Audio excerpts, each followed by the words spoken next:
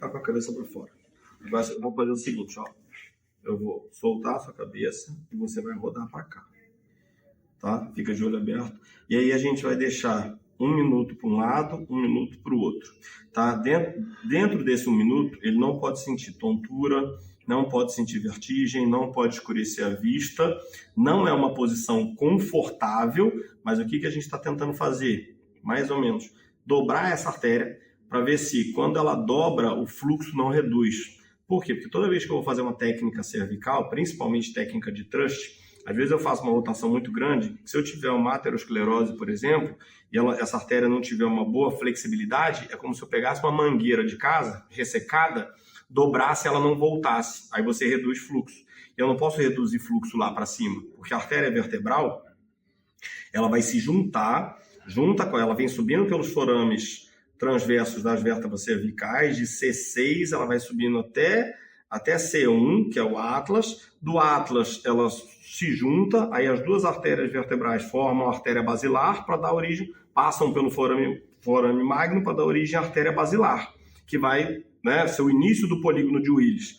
A irrigação do encéfalo vai ser feita pelas artérias vertebrais, que vão formar a artéria basilar, e pela artéria cerebral média, que na verdade é originada da artéria carótida interna. A carótida interna sobe, passa pelos forames caróticos e vai lá e entra de cada um dos lados do polígono formando a artéria cerebral média. Então a gente tem como se fosse uma caixa d'água que é irrigado por 4 vasos. Então, se um desses vasos diminuir o fluxo, não deixa de chegar sangue lá em cima, mas reduz. Só que reduzir fluxo sanguíneo, relaxa que eu sou, volto sempre passivo, reduzir fluxo sanguíneo encefálico é muito mais complicado. Então aqui a gente tem um órgão extremamente dependente de oxigênio, que não pode faltar oxigênio de jeito nenhum. Por isso que a gente tem o polígono. Então a gente fez de um lado, tranquilo? E aí a gente repete a mesma coisa para o outro lado. Desce, faz extensão e agora está comprimindo o lado de cá.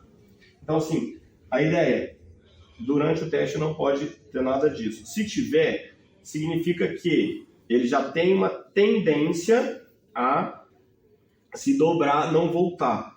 Felipe, mas se eu fizer a técnica, significa que ele vai acontecer? Não, mas significa que você tem um risco. Então, se tem o risco, não faz.